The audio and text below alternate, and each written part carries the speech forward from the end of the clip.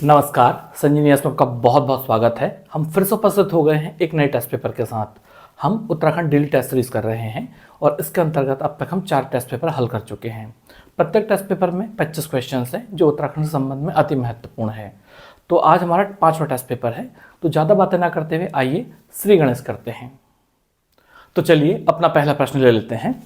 तो हमारा पहला प्रश्न है स्क्रीन में कि पाषाणकालीन मानव द्वारा निर्मित सृष्टि का अर्थ क्या है। पाषाण की कमरानुमा संरचनाएं हैं, पाषाण की ओखलनुमा संरचनाएं हैं, गेरुए रंग के मृदभांड हैं, यह सभी विकल्प गलत हैं। तो देखिए जो इसका सही उत्तर है ना वो है पाषाण की कमरानुमा संरचनाएं। तो हुआ क्या है ना कि ये जो शिस्ट है असल में पत्थर से बने हुए ये कमरे जैसे घर हैं और इनका जो प्रयोग करते थे ना वो आदि मानव करते थे। अब ये प्रयोग काय के लिए करते थे, या तो ये आवास के लिए करते होंगे, एक ऐसा अनुमान लगाया गया है, या तो अनाज के भंडारण के लिए करते होंगे, या खाने के लिए या भोजन के भंडारण के लिए, या शवाधान के लिए करते होंगे। तो ऐसे इनके पर्पज हो सकते हैं, ऐसा अनुमान है। और अगर हम अपने राज्य की बात करें तो ये जो कत्यूर घाटी है ना, तो कत्यूर घाटी से, काकड़ी घाट से, रामगंगा नदी की घाटी से, इन इलाकों से ऐसे ढेर सारे शिष्ट हमें प्राप्त हुए हैं। और इन शिष्टों में हमें जैसे मनका, जिसे हम माला का दाना कहते हैं, जैसे मनका है, गेरवे या लाल रंग के धूसर मृदभांड, और जो है कुछ लोहे के उपकरण भी यहाँ से प्राप्त हुए हैं। तो इसलिए जो हमारा सही उत्तर है वो है उत्तर ए या क, पाषाण की कमरानुमा संरचनाएं। तो ये रही इसकी व्याख्या, आप इसका स्क्रीनशॉट ले लीजिए। और अब बात करते हैं अगले प्रश्न की ओर। तो अगला प्रश्न है कि केदारखंड में हिमालय की एक श्रृंखला हेमकुंड को क्या कहा गया है। हेम पर्वत, हेमखंड, ऋषिकूट और धर्मकूट।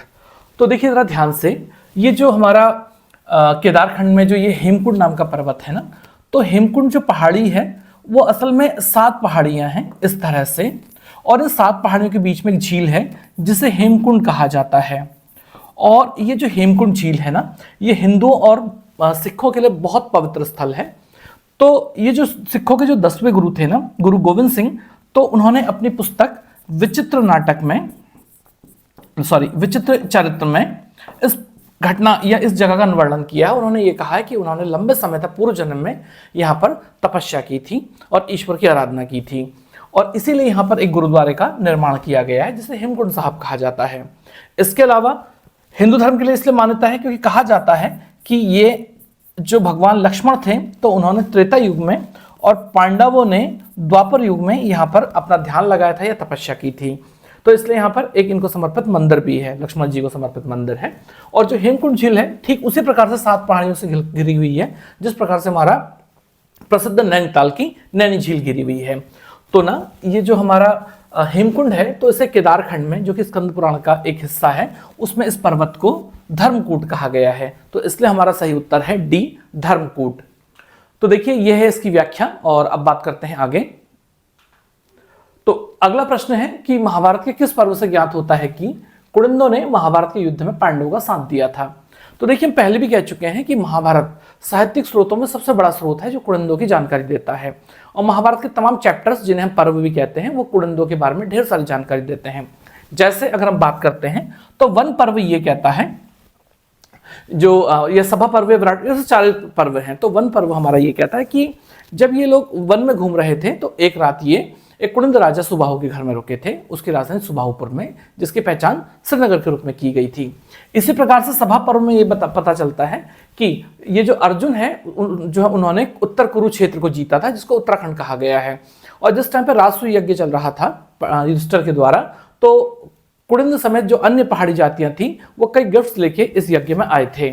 विराट पर्व से पता चलता है कि विराटनगर का राजा, जो कि जिनका नाम मत्स्य है, तो वो मत्स्य देश का राजा जिनका नाम विराट है, उन्होंने जौनसर बावर क्षेत्र जीता था उत्तराखंड का। और भीष्म पर्व से पता चलता है कि कुड़िंदों ने महाभारत के युद्ध में जो है ये पांडवों का साथ दिया था। तो इसलिए हमारा जो सही उत्तर है वो है डी, भीष्म पर्व। तो इसकी हमने व्याख्या नहीं दी है। आगे बात करते हैं फटाफट अगले क्वेश्चन की ओर। तो मडेश्वर महादेव मंदिर को वर्तमान में क्या कहा जाता है। तो जो इसका सही उत्तर है वह है लाखामंडल शिव मंदिर। तो देखिए जो लाखामंडल शिव मंदिर है हमारे लिए बहुत महत्वपूर्ण है, ये आर्कियोलॉजिकल इंपॉर्टेंस का मंदिर है। और ये जो ना यमुना और जो मोरदा नदियां हैं उनके संगम के निकट में ये मंदिर स्थित है लाखामंडल क्षेत्र में। और ये ना असल में यदु वंश की एक राजकुमारी थी ईश्वरा, उसने इस मंदिर का निर्माण कराया था।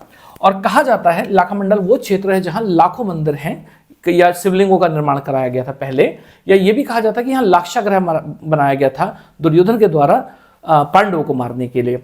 तो ये बहुत इंपॉर्टेंट मंदिर है और इसके बारे में विशेष बात ये है इस मंदिर के बारे में, हाँ, इसको ना मडा या मडेश्वर महादेव भी कहते थे पहले। और इसके बारे में ये कहा जाता है ये वो स्थल है जहां मरने के बाद इंसान को दोबारा से जीवन मिलता है। तो इसके मतलब क्या है कि पहले क्या होता था ना कि जब कोई व्यक्ति मर जाता था तो गांव वाले उसके शव को मंदिर में ले आते थे। तो जो पुजारी होता था तो वो क्या करेगा कि उस शव में, तो शव को अपने घर से वो दूध भात लेके आता था और उसके बाद शव जो है जाग जाता था। वो दूध भात खाने के बाद फिर से उस स्थान की ओर चला जाता था जिस स्थान में हम सभी को जाना है। इसलिए कहा जाता है कि ये मंदिर जो है जीवन को एक बार और जीवन प्रदान करता है। तो इसलिए हमारा जो सही उत्तर है वो है लाखामंडल शिव मंदिर। और आप आगे बात करते हैं, अब ये है इसकी व्याख्या। और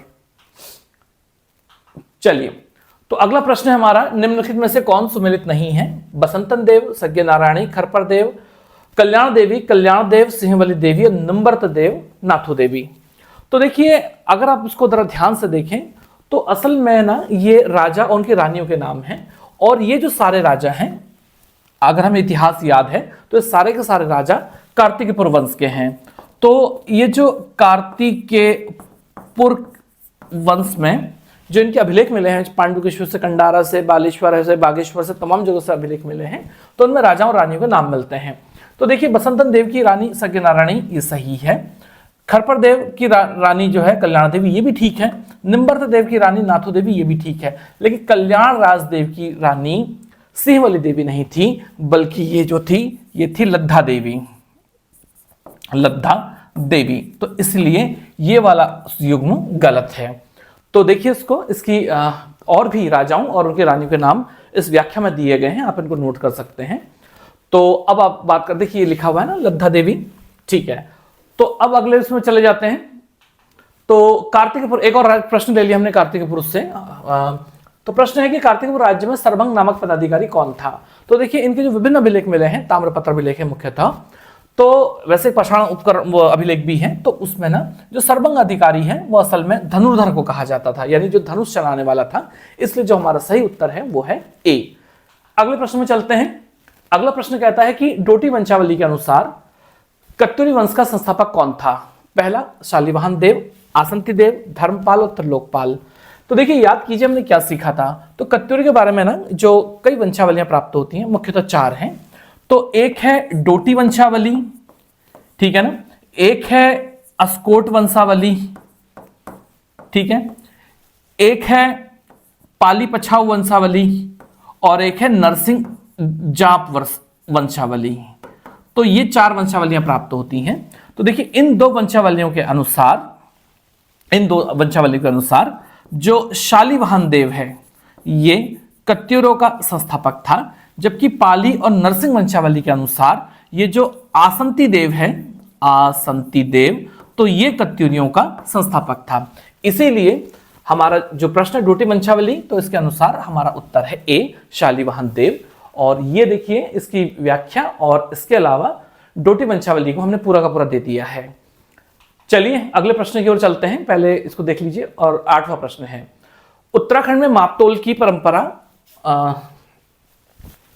थोड़ा सा मुझसे हिल गया, इसको देख लेते हैं, ठीक है ना। तो उत्तराखंड में मापतोल की परंपरागत प्रणाली के अनुसार एक मासा कितनी रत्ती के बराबर था? तो देखिए, एक मासा जो है 8 रत्ती के बराबर था। अब इसमें तो कोई ज्यादा लॉजिक नहीं है, तो इसलिए ज्यादा बातें नहीं करना है, ये तथ्यात्मक प्रश्न है। चलिए अगले प्रश्न के बारे में बात करते हैं। कुमाऊं के संबंध में किस वंश के उदय के बारे में कहा गया है कि धरती पर पुनः प्रकाश हो गया था? तो देखिए, हमने क्या पढ़ा कि पहले कुड़िंद वंश आया, फिर हमारा कार्तिकेयपुर वंश आया, कार्तिकेयपुर वंश आया, है ना। तो कार्तिकेयपुर वंश में एक से एक शानदार राजा पैदा हुए, जैसे निम्बर्त देव, ईष्टगण, ललित शूरदेव, भूदेव, कल्याण राजदेव, त्रिभुवन राजदेव, बसंतन देव, तमाम सारे के सारे लोग पैदा हुए। तो इन राजाओं ने ना कई लोककारी कार्य किए थे, और जब ये वंश का अवसान हो गया तो इस तरह से मतलब ऐसा लगा कि जैसे कि एक बहुत बड़ा नुकसान हो गया मुख्यतः कुमाऊं क्षेत्र में, और इसलिए एक कहावत जो है लागू हो गई या प्रचलित हो गई कि रात्रि हो गई, मतलब सूर्य छिप गया और रात्रि हो गई।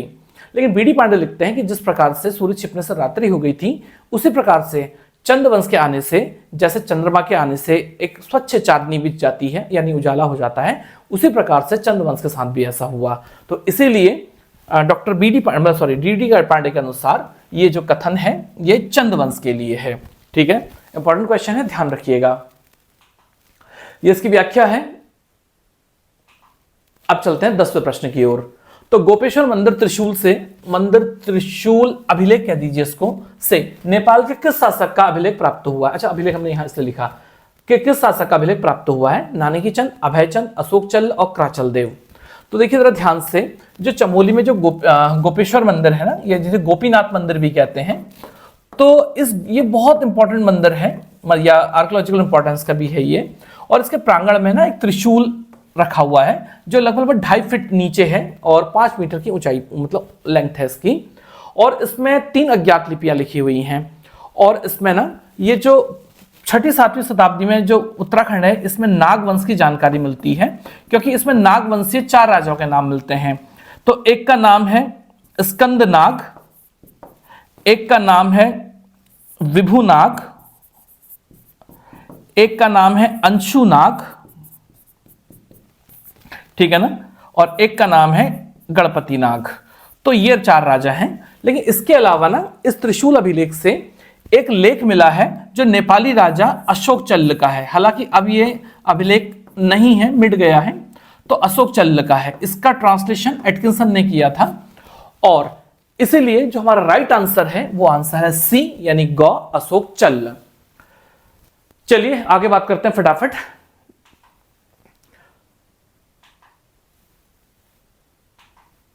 देखिए 11वां प्रश्न कहता है कि सेरा ताम्रपत्र अभिलेख किस शासक से संबंधित है?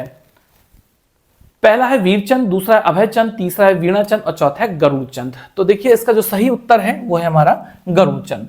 तो ये जो सेरा ताम्रपत्र है ना, तो इसमें ना इस गरुड़चंद को महाराजा धीराज कहा गया है। महाराजा धीराज महाराज कहा गया है, महाराज कहा गया है। ये जो गरुड़ ज्ञानचंद है ना, अगर हम इसके बारे में बात करते हैं तो बीडी पांडे के अनुसार ये 1374 में गद्दी पर बैठा है, यानी कि जिस टाइम पर फिरोज तुगलक जो है दिल्ली का जो है राजा होगा। तो बीडी पांडे लिखते हैं कि ये एक तुगलक राजा से मिला था और तुगलक राजा से इसने तराई क्षेत्र पर अपना अधिकार मांगा था। और एक बार शिकार के समय इसने उड़ते हुए गरुड़ को एक ही तीर से मार गिराया था, जो कि अपने पंजों में सांप दबा के लेके जा रहा था। और इस निशानेबाजी से खुश होकर तुगलक राजा ने इसको तराई का फरमान जारी कर दिया था और गरुड़ की भी उपाधि दी थी। तो ये बन गया गरुड़ ज्ञानचंद। तो इसलिए हमारा आंसर डी सही है। तो ये इसकी व्याख्या है। चलिए आगे बात करते हैं 12वें प्रश्न की ओर कि किस पावर शासक के काल में एंटोनिया द आंद्रोथ के नेतृत्व में ईसाई पादरियों का दल गढ़वा लाया था? तो हमारा जो सही उत्तर है वह है श्यामशाह। तो देखिए जेसुइट पादरियों का एक दल एंटोनियो द आंद्रोथ के नेतृत्व में तिब्बत जा रहा था। तो रास्ते में ये पवार शासक के यहां रुक गया और इसने वहां जो कुछ देखा तो इन यात्रियों ने या एंटोनियो द आंद्रोथ ने अपने यात्रा वृतांत में किया है। तो इनकी ये जो यात्रा वृतांत है पवार वंश के बारे में जानकारी का एक महत्वपूर्ण स्रोत भी है। तो इसलिए हमारा सही उत्तर है ख श्यामशाह। यह इसकी व्याख्या है। और अब बात करते हैं आगे। थोड़ा सा ये छुप रहा है तो इसको मैं थोड़ा ऊपर कर देता हूं, ठीक है? आप आराम से देख लीजिए इसको। और अब चलते हैं अगले प्रश्न की ओर। अगला प्रश्न है किस दिनांक को सुदर्शन शाह ने टिहरी में अपनी राजधानी की नींव रखी थी? 27 दिसंबर, 28 दिसंबर, 29 दिसंबर, 30 दिसंबर 1815 को। तो देखिए क्या हुआ था ना, जब गोरखों ने ना गोरखपुर स्थित अंग्रेजों के बुटवल इलाके पर अधिकार कर लिया था, तो आंग्ल गोरखा युद्ध की नींव पड़ गई और लॉर्ड मॉयरा ने नवंबर 14 को युद्ध की घोषणा कर दी और मात्र 1 वर्ष के भीतर यानी 15 तक आते आते अंग्रेजों ने गोरखों को पराजित कर दिया। और उसके बाद जो दिवंगत पवार राजा थे प्रद्युम्न शाह, उनके बेटे सुदर्शन शाह को उनका राज्य आधा गढ़वाल लौटा दिया और सुदर्शन शाह ने एक नई राजधानी बनाई टिहरी में, और इस राजधानी की जो स्थापना की गई, इनॉग्रेशन जो भी कहें आप, वो 28 दिसंबर 1815 को किया और इस प्रकार से पुनः स्थापना हुई पवार वंश की। इसलिए इसको राज्य पुनर्स्थापना दिवस के रूप में, रिस्टोरेशन डे के रूप में, पुनर्स्थापना दिवस के रूप में इस दिन को मनाया गया। तो सही उत्तर है हमारा बी, 28 दिसंबर 1815। ये इसकी व्याख्या है। चलिए तो अगले प्रश्न की ओर चलते हैं। तो 16 प्रश्न कहता है कि उत्तराखंड सरकार सकल पर्यावरण उत्पाद की अवधारणा पर विचार कर रही है। इस अवधारणा का प्रतिपादन किसके द्वारा किया गया था? तो पहला उत्तर है Fraser Kant, Robinson Little, Immanuel Taylor और रॉबर्ट कोस्टांजा। तो देखिए इस अवधारणा का प्रतिपादन ना रॉबर्ट कोस्टांजा ने किया है। अभी क्या चीज है, हमने ना, अगर आप हमने सुना होता तो हम सकल घरेलू उत्पाद, सकल राष्ट्रीय उत्पाद इस तरह के नामों से जानते हैं। तो ये क्या चीज है? तो असल में हम लोग ग्रोथ तो कर रहे हैं, इकोनॉमिक ग्रोथ कर रहे हैं, हमारी इकोनॉमी बहुत तेजी से बढ़ रही है, पूरी दुनिया की इकोनॉमी बहुत तेजी से बढ़ रही है। तो ये किस कीमत पे हम कर रहे हैं? कहीं ऐसा तो नहीं कि हम अपने पैसों में अपनी इकोनॉमी को नाप रहे हैं लेकिन अपने पर्यावरण को नुकसान पहुंचा रहे हैं। तो कोई इकोनॉमिक ग्रोथ करते समय पर्यावरण को कितना कम या ज्यादा नुकसान पहुंचा रही है, इसी के नाप करने की अवधारणा को हम सकल पर्यावरण उत्पाद कहते हैं। इसके लिए ना हम जंगल को, जमीन को, पानी को और हवा को आधार बनाएंगे और इनमें कितना सुधार हो रहा है, यानी कोई इकोनॉमी इनकी ग्रोथ के लिए कितना पैसा लगा रही है, क्या रिजल्ट मिल रहा है और कितना नुकसान हो रहा है, इस सब के लिए इसको एक संकेतक तैयार किया जाएगा और उस संकेतक के आधार पर ही सकल पर्यावरण उत्पाद जो है तैयार होगा। तो ये एक बहुत अच्छा विचार हो सकता है हमारे आज की पर्यावरणीय समस्याओं को देखते हुए। तो हमारा सही उत्तर है डी, रॉबर्ट कोस्टांजा। तो ये इसकी व्याख्या है। और ये रहा अगला प्रश्न, उत्तराखंड का राज्य पुष्प बुरांस किस कुल का है? तो देखिए बुरांस ना ससुरिया का है, ना रोडोडेंड्रॉन का है, ना पेपरोनिडी के, एरिकेसी फैमिली का सदस्य है ना। और इसका पूरा नाम है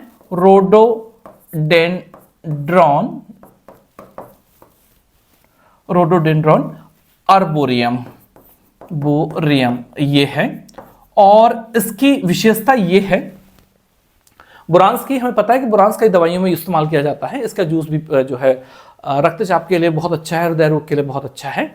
और इसके ना कई नाम भी हैं, जैसे कि हम इसको ट्री रोडोडेंड्रॉन भी कहते हैं, रोडोडेंड्रॉन। इसको ना ब्रासा भी कहा जाता है, इसे बुरांस भी कहा जाता है, और ब्रासा भी कहा जाता है, बुरांस भी कहा जाता है और बरा भी कहा जाता है। तो ये है इसकी विशेषता रोडोडेंड्रॉन आर्बोरियम की। और आगे बढ़ते हैं। अगला प्रश्न है हमारा, ये व्याख्या है। अगला प्रश्न है कि हिमालय गजेटियर पुस्तक का लेखक कौन है? तो ये है मेरे फेवरेट लेखक और शायद आपके भी हो जाएंगे, और वो है एटकिंसन। तो जो एटकिंसन है ना, तो इन्होंने उत्तराखंड का इतिहास लिखा है। तो इन्होंने जो है कुल मिलाकर 3 ग्रंथ लिखे हैं। पहला ग्रंथ, दूसरा ग्रंथ और तीसरा ग्रंथ, और तीनों ग्रंथ के 2-2 भाग हैं। इवन एक भाग तो मेरे सामने ही रखा हुआ है, ये रखा है, ठीक है ना। तो प्रकाश थपलियाल जी ने इन ग्रंथों का अनुवाद किया है, बड़ा सुंदर अनुवाद किया है। सारे ग्रंथों का अनुवाद तो नहीं हो पाया है अभी। जो पहला ग्रंथ है मुझे लगता है कि उसका नहीं हो पाया है 2 भागों का, बाकी इनका हो गया, जो कि 4 मेरे पास हैं। तो ना इसकी विशेषता क्या है? इसकी विशेषता ये है कि हम देखिए जो हम पढ़ाई कर रहे हैं उत्तराखंड के संबंध में, तो कोई पुस्तक पढ़ रहा है, कोई कुछ पुस्तक पढ़ रहा है, लेकिन अंततः जब आप बहुत डिटेल में पढ़ने लगे तो आपने अनुभव किया होगा या करेंगे कि उत्तराखंड के इतिहास का ना, या उसके सोसाइटी कल्चर जो भी कहें आप, उसका जो स्रोत है वो लगभग पूरा का पूरा कह सकते हैं, पूरा तो नहीं हो सकता लेकिन अधिकांश तो कह सकते हैं, उसका आधार एटकिंसन का ही लेख है। तो एटकिंसन ने ये काम आज से बहुत समय पहले कर दिया था, इसलिए कहते हैं कि उन्होंने उत्तराखंड के इतिहास को झूठा कर दिया। तो उनके पहले जो शुरुआती ग्रंथ हैं वो एशिया के बारे में और कुछ मान्यताओं के बारे में है, या और नर जातीय समुदाय के बारे में है, लेकिन बाकी के 2 जो ग्रंथ हैं, जिनकी 4 पुस्तकें हैं, वो उत्तराखंड के संबंध में है। और अगर किसको डिटेल स्टडी करनी है तो उनको एटकिंसन पढ़ना ही पड़ेगा, और तब जाके उनको पता चलेगा कि बाद के लेखकों ने तो केवल उनका अनुसरण मात्र किया था। तो हिमालयन गजेटियर जो है एटकिंसन के द्वारा लिखी गई है, और अब बात करते हैं अगले प्रश्न की ओर। तो 24वां प्रश्न कहता है कि नैनीताल की 7 प्रसिद्ध चोटियों में से किसे बर्ड्स आई ऑफ नैनीताल भी कहा जाता है? Naina peak, Dorothy seat, camel's back और स्नो व्यू पॉइंट। तो इसका सही उत्तर है नैना पीक। नैना पीक को चीना पीक भी कहते हैं, चीना पीक। और इसकी जो हाइट है ना वो 2200 कितनी है मैं भूल गया शायद, चलिए 2261 मीटर के आसपास है। और इसकी विशेषता ये है ना कि यहां से पूरा नैनीताल दिखाई देता है और बड़ा सुंदर दृश्य दिखाई देता है, इसीलिए इसको birds eye view of Nainital भी कहा जाता है। तो देखिए इसको, हाँ ठीक, अच्छा 26/11/61 चला गया मेरे मुंह से। तो ये है इसकी व्याख्या। और अब बात करते हैं आगे। 25वां प्रश्न है कि बाइट एंड कॉर्नर कहां स्थित है? उत्तरकाशी, श्रीनगर, हल्द्वानी और अल्मोड़ा। तो देखिए अल्मोड़ा में तो ये स्थल स्थित है। तो यहां से सूर्योदय और जो सूर्यास्त है तो यहां के दृश्य बड़े ही चमकदार और अच्छे लगते हैं, सूर्योदय और सूर्यास्त के। तो इसीलिए इसको ना ब्राइट एंड कॉर्नर कहा जाता है, ब्राइट एंड। और इसे जो है विवेकानंद कॉर्नर भी कहते हैं, विवेकानंद कॉर्नर भी कहते हैं। तो ये बड़ा शांति वाला स्थल भी है और बड़ी संख्या में जो टूरिस्ट हैं वो यहाँ शांति का अनुभव करने आते हैं। तो देखिए ये रहा 25वां प्रश्न। और ये जो 25वां प्रश्न है इसी के साथ हमारा ये टेस्ट पेपर भी हल हो गया है। और कल हम फिर से एक टेस्ट पेपर के साथ उपस्थित होंगे। तब तक के लिए शुभ रात्रि। ये वीडियो शुभ रात्रि को ही जो है शूट हो रहा है। अपना समय देने के लिए बहुत बहुत धन्यवाद। आपका दिन और रात दोनों जो है शुभ हो। नमस्कार।